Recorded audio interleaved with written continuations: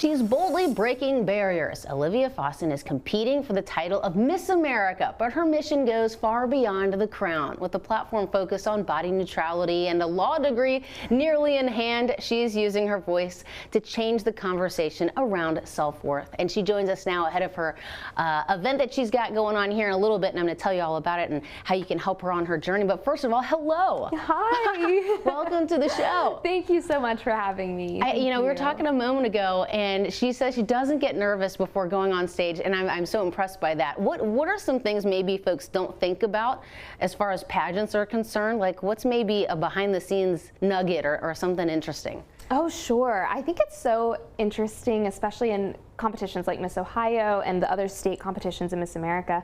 A lot of people don't realize, like, these women on stage are absolutely incredible. I mean, we had a pilot on stage. Our last Miss Ohio was a scientist. Like, we have like careers and lives, and we're just so passionate about serving our communities and uplifting the Miss America program that, you know, we make time to do this. And it's so special, it's so inspiring to be, you know, I stood on stage with 27 of Ohio's most incredible young women, and I feel so honored to get to represent our class. So it really is so tight-knit, it's such a sisterhood, and we're all inspiring each other and uplifting each other to be better every day. Well, you're very impressive. Let's talk about how you're balancing pursuing a law degree while competing in the pageant world. How are you doing that? A lot of time management. My calendar is definitely color-coded, broken down by the hour, but also more importantly than that, I have an incredible support system. My family and friends have always shown up and always are willing to help me out, come to events with me, or literally just do something as simple as picking something up from the grocery store for me. So it is so special and such a community effort. And my community in Lawrence County, where I'm from, has really shown up and shown out, and I'm so excited to get to represent them. All right, and let's talk about your platform too. Body neutrality, how important is that, and what's the message you're sharing with folks? Sure. So the Miss America opportunity has everyone who competes in it must have what's called a community service initiative. And so mine is inspired by my own story of overcoming a career-ending injury. I was a musical theater major at Oklahoma City University, turned law student now. And I hurt my hip really, really badly my junior year because I was not taking proper care of my body. And so through 18 months of rehabilitation and doctor's appointments, I totally reframed my approach to health and wellness and body image and self-worth.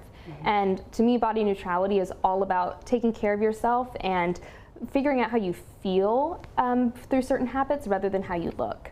So I travel the state now with my children's book called Rocky's Race, which teaches young kids about healthy living. And I also do body empowerment workshops from, you know, kindergartners all the way up to our senior living facility. Participants can enjoy those as well. So that's something that's really important to me, and especially as a woman in pageantry, I think it's, you know, people hear, oh, well, you are reframing the narrative around body image, but you compete in pageantry. Isn't that kind of contradictory? And I say no. It's so powerful to have women in pageantry reshape what the norm is for health and wellness. And with that being your platform, what's the message you hope young girls listening to you, or what do you hope they take away? That you are so much more than your body, and that your body is the least interesting thing about you, truly. And what would being crowned Miss America mean to Olivia? Oh my goodness. I remember watching Miss America with my mom every year on the couch. That would be amazing. Ohio is actually tied with a couple other states for the second most Miss Americas in history.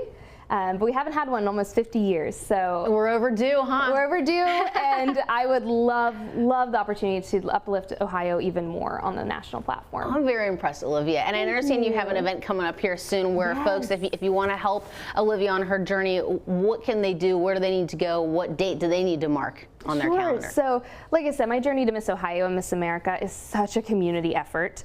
So I'm having a community send-off party on August 3rd at Stone Creek Farms, right outside of Ironton, Ohio. And we're having a kids celebration from 1:30 to 3, where they can dress up as princesses, come and get pictures and autographs and meet some of my sister queens. And then the actual send-off party will be from 4 to 6 that day as well, where you'll get a full dinner, get to see some talent performances from my class, and also get a little sneak peek at my Miss America wardrobe. All right. And then where can folks go for more information if they want to follow your journey? So I'm on Instagram at Miss America OH, and also Facebook, just Miss Ohio.